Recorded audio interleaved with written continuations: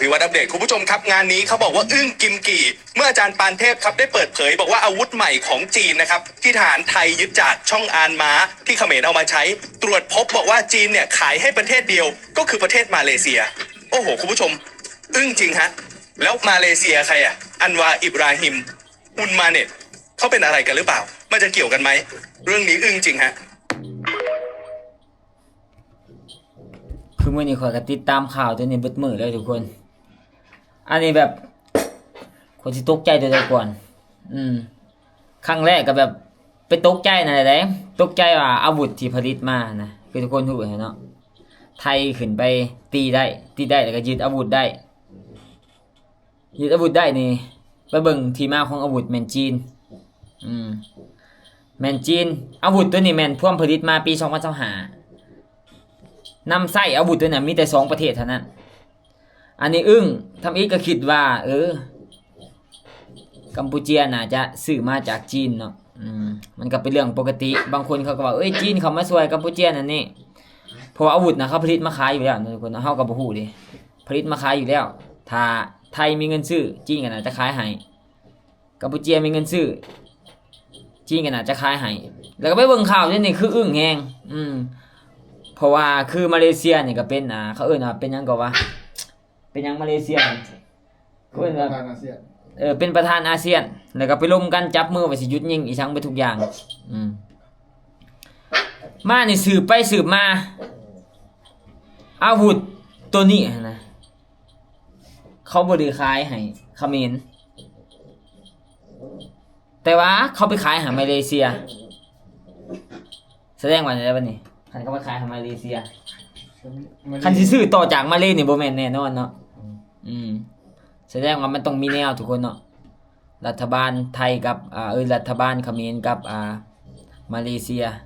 อันนี้ก็ต้องติดตามกันยาวๆบ่รับบ่นอนค่อยก็ได้คือล่าสุดเดี๋ยวนี้ทหารไทยก็เสียชีวิต21คนแล้วก็ไปเบิ่งติดตามเบิ่งเพราะอยากก็เบิ่งทุกมื้อปานซีรีส์ไปทุกคนแต่ว่าเขมรออกมาแถลงการบัดนี้ออกมาแถลงการมาลีออกมาแถลงการว่าสู้กัน10กว่ามื้อนี่นะทหารเขมรตายแต่8คนทหารเขมรตายแต่8คนแต่ว่าไทยตาย21มันแม่นบ่เลยขนาดคนไทยยังเสียชีวิต20กว่าคนเขมรเนี่ยเขาว่าจะเหยียบพันอันนี้แท้เหยียบพันแท้นะทุกคนเนาะแต่ว่าทหารเขมรเขาบ่ออกมาแบบเขาบ่ออกมาแบบประกาศคือคนไทยเนาะคนไทยนี่แบบร้อยกับเจ้าเลยเอาขอเสียชีวิตเท่าใดขอประกาศไปให้โลกคู่เลยเขมรนี่ปิดไว้ปิดไว้สมมุติว่าตาย1,000 คนตาย 7-8 คนพุ่นน่ะมันก็เป็นการดีเลยนะนี่เบิ่งอีกมุมหนึงก็เป็นการดีเพื่ออันนี้เอาสงครามโลกเนาะสงครามเหตุการณ์ปุ๊บทหารข่อยเสียชีวิต21คนทหารเจ้าเสียชีวิตมีแต่8คนนั่นข่อยบ่ยอมได้ทหารข่อยเสียชีวิตหลายกว่าข่อยก็เลยต้องไปถล่มเจ้าอีกต้องเฮ็ดแบบนั้นทุกคนเพื่อเอาความได้เปรียบดีเพราะว่าฝั่งเขมรนี่เขาบ่ถึงขั้นว่าอยากประกาศลงนะว่าเสียชีวิตหลายบัดครอบครัวเด้ซะบัดนี้ครอบครัวผู้ที่เสียชีวิตไปบางคนนี่ยังบ่ได้ศพมาอีกประกาศก็บ่ได้อีกสิประกาศหาลูกหาผัวก็บ่ได้อีกถูกจับอีกเสียใจแล้วบัดนี้โอ้ตายคันข่อยเป็นทหารเขมรนี่ข่อยบ่ไปว่าดิต้องมาฉากชาติแล้วก็บ่ไปน่ะคันบ่ตายในหน้าที่ยังบ่สรรเสริญศพเอามาบ้านก็ยังบ่เอามามันก็พูดผู้คือไทยเสียชีวิตมื้อนี้คนหนึ่งเนาะในสงครามนั่นแหละแต่ว่าทหารนี่ก็ไปเลาะหาศพจนเห็นนำศพกลับไปเฮ็ดพิธีกลับไปให้ครอบครัวอันนี้บ่แม่นอันนี้ดอกคนที่แบบเสียชีวิตนะมันก็แบบ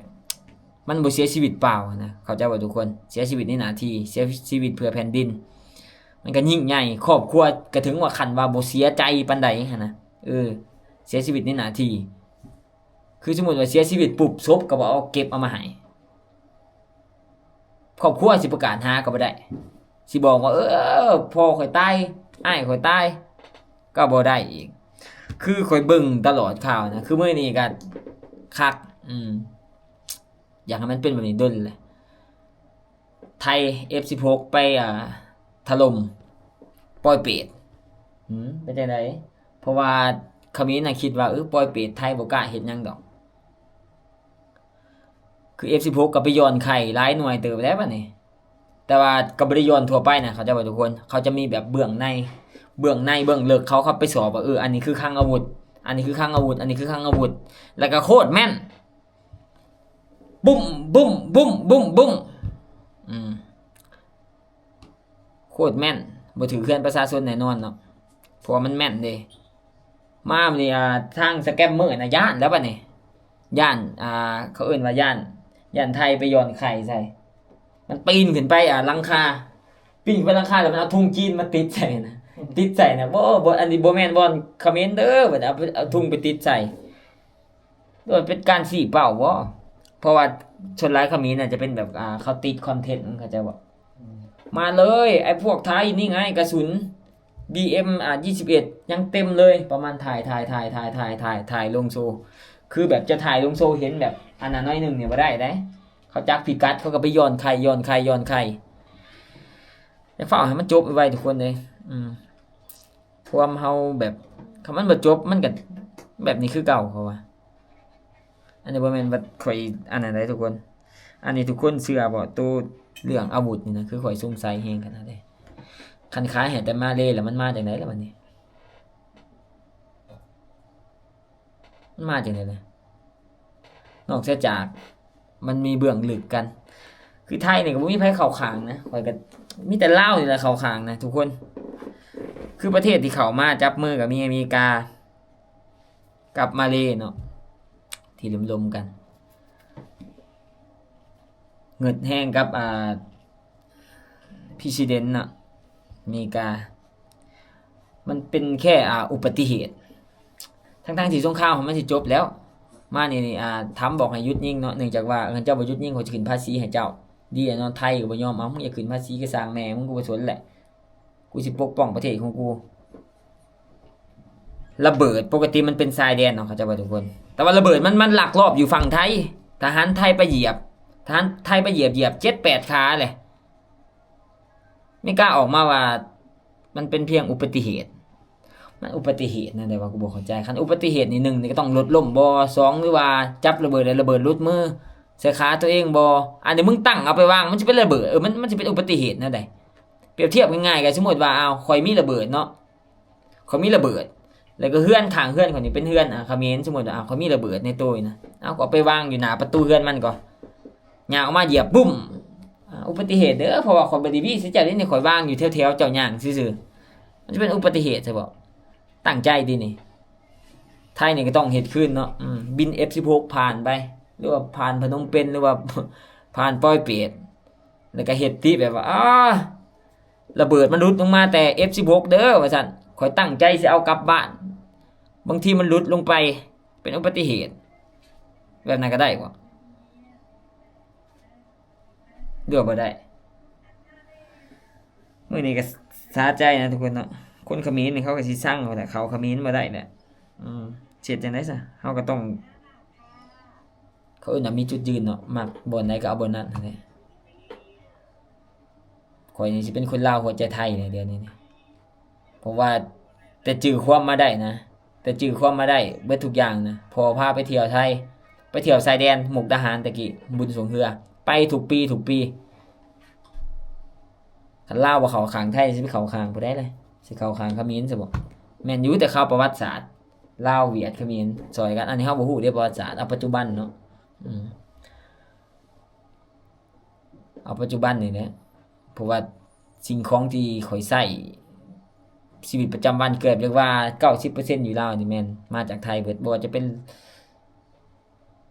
เครื่องอุปโภคบริโภคโทรทัศน์พัดลม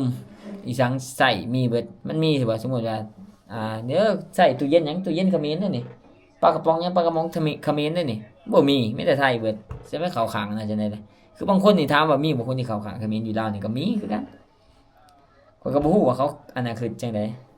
เขาน่าจะคิดเห็นเบื้องหลังประวัติศาสตร์อีจังบ่ได้อันนี้เฮาบ่ฮู้นี่คือข่อยเกิดมาข่อยบ่ทันดอกประวัติศาสตร์มันสิเป็นจังได๋ก็ตามเนาะ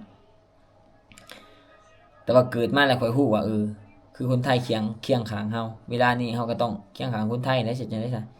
มีหยังก็ซอยกันซอยกระจายข่าวอีสังกันนี่แหละเพราะว่าข่อยเที่ยวไปไทยนี่ก็เพราะอยากว่าเดือนหนึงเป็นหลายเทื่อนะทุกคนนะสำหรับมีเฮือนอยู่ไทยเด้อนี่เที่ยวไปเที่ยวมาเที่ยวไปเที่ยวมาอยู่เวลาไปไทยนี่คือแบบคือข่อยไปอเมริกามาเนาะหลังจากเขามาอเมริกาปุ๊บฮอดประเทศญี่ปุ่นฮอดไต้หวันก็ยังแบบครึ่งอยู่เวลาฮอดไทยปุ๊บเอ้าคือดีใจแล้วคือฮอดบ้านกูแหละไปไสก็สะดวกสบายเลยมันเป็นแบบวัฒนธรรมมันคือกันภาษาปากเว้ามันคือกันการกินการอยากการนุ่งถือมันคือกันเบิดทุกอย่างมีแต่สองประเทศเนี่ยที่สามารถเว้ากันเข้าใจอ่านเขียนเข้าใจคนลาวก็เพียงว่า 90% ที่สามารถเว้าไทยได้เว้าไทยได้เขียนไทยได้อ่านไทยได้หั่นนะมันก็เลยแบบต้องบ่ฮักไทยได้สิไปฮักผู้ใดคือน้ำท่วมเขื่อนต่อเขื่อนแตกมีสิบ่อ้าวเขมรเด้อมาช่วยเอาอันนี้เขามาช่วยได้นี่เขื่อนแตกนี่บ่มีแต่คนไทยนะเขามาช่วยอันนี้ไผอยากว่าข่อยอวยกันจิว่าอวยก็อวยคงเขาฮักเสียใจซั่นน่ะ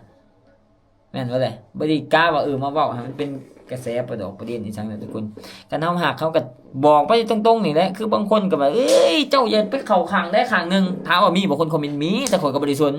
เจ้าอย่าไปเข้าข้างได้ข้างนึงประเทศลาวแห่งเป็นประเทศที่น้อยๆพุ่นน่ะประเทศที่น้อยๆประเทศลาวน่ะเจ้าไปเข้าข้างนึงปุ๊บสมมุติว่าเขาเห็นคลิปเจ้าอีสังนี่เขาสิมาโจมตีประเทศลาวบ่ว่าซั่นคนเขมรเขาก็บ่พี่บ้าเนาะไปเลาะเบิ่งคลิปแต่ละคลิปบักนึงเว้ากูบ่บักนึงเว้ากูบอกกูต้องนำไปเฮ็ดมันก่อนถือว่าถึงเขาเห็นก็ตามนะเขาสิเข้าข้างเฮ็ดจังได๋ซะแม่นบ่ล่ะสิไปย่านข่อยยังบ่ย่านแต่ว่าในเบิดชีวิตข่อยนี่ข่อยคือว่าคือสิบ่ได้ไปเหยียบเขมรแหละอีหลีคือบางคนนี่หมู่ข่อยก็มีเอ้านาโปลียิงคือหมู่ข่อยนี่ก็มีกันที่มันเป็นเขมรนะมันจะสิบุรินนำกันนะเดือนนี้นะที่พ่อเขมรแม่เขมรมี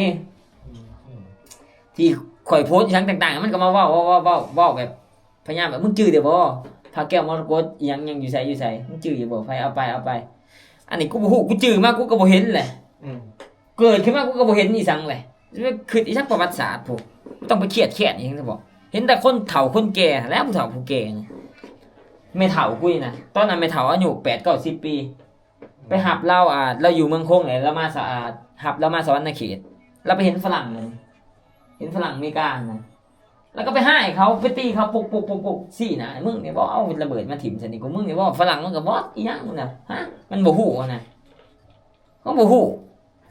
อันนี้คือกันแหละเฮาบ่ฮู้เดี๋ยวมันสิผ่านมาอีหยังก็ตามนะมันบ่ได้แม่นคนเก่าเดี๋ยวบริหารบ่ได้แม่นอันน่ะเก่ามันเปลี่ยนมาเบิดแต่เดี๋ยวนี้ลูกมันไปฮอดไสแหละยังจะไปยึดติอยู่บ่ได้เลย มันก็บอกขอใจกันนะครับ ฮะ พอที่ว่าเป็นแอนตี้พอดุนล้างเกิดมาแล้วมาเห็นมาเจอพอดุนเก่าใช่ไหม คือรุ่นเก่านี่เขาข้างเขมรอันนั้นเขมรอันนี้ทุกคนก็ยังบ่ฮู้เขมรก็มีคือกันได้แต่ข่าวเนี่ยแต่เขาบ่ได้ออกข่าวซื่อๆต้นสูงกันกับลาวยึดดินลาวนะอันนี้อยากเว้าซื่อๆมันก็มีกันยึดว่าจักกิโลลึกเป็นเท่าไหร่กิโลเมตรพูดได้ฮะ 20 กิโล ผู้ยึดดินลาว20กิโล เมืองแต่ข่าวจักปีหลังว่า จะปืนโอ้แต่2010 2020 วาง 4-5 ปีหลังเนี่ยช่วงเบาโตเป็นทหารอยู่ชายแดนนี่นะก็ยังมียึดดินลาวได้บางคนอาจจะบ่ฮู้นะแต่ลาวก็บ่ได้ตอบโต้อีสังน่าจะตอบโต้อยู่แต่มันยุดๆกันไปหั่นน่ะคือแบบเฮาก็บ่อยากมีเรื่องอีสังหั่นนะแต่ว่าสู้แท้ๆก็เอ้าวัดกันแล้วเนาะลาวเฮาก็คบคันคือกันได้หนุนหลังก็หลายคือกันได้หนุนหลังนี่คันสิผ่านลาวนี่ต้องผ่านเวียดนามก่อนนะเวียดนามก็จนออกมาอันไหนว่า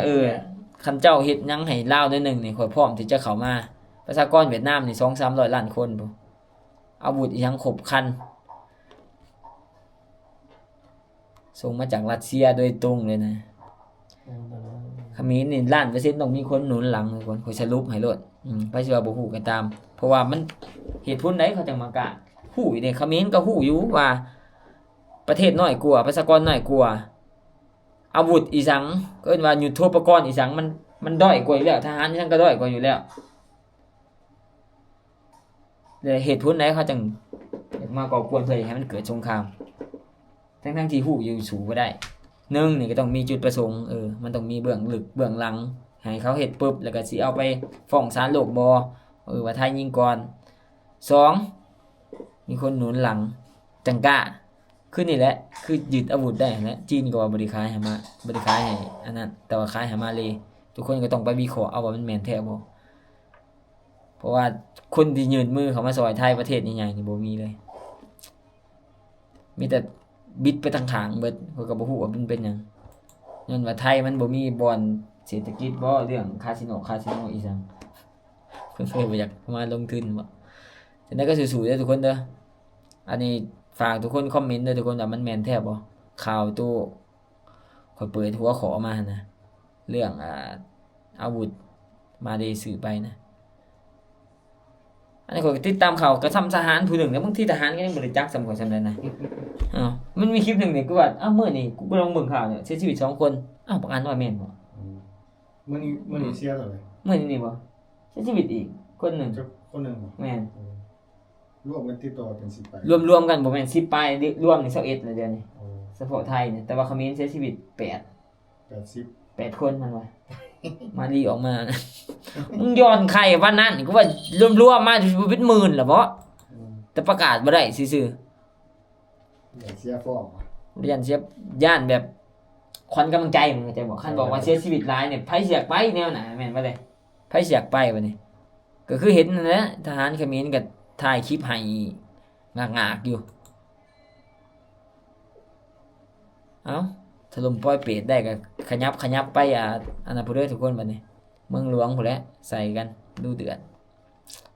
คิดว่ามันหยุดเลยคือครั้งนี้นี่แห้งกว่าครั้งทำอิฐเนี่ยแต่มันบ่ถึงขนาด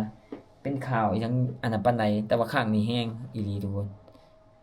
ฝากให้มันจบให้มันสิ้นซะเนาะสบาย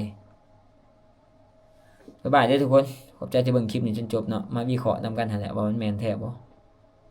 สู้ๆจังได๋ข่อยก็ยืนเคียงข้างเสมอเนาะถึงว่าบ่ใหญ่บ่โตสิหักเขมิ้นก็ตามเนาะ บ่แม่นติ บ่แม่นนะ โอเคสู้ๆทุกคนบ๊ายบายเด้อ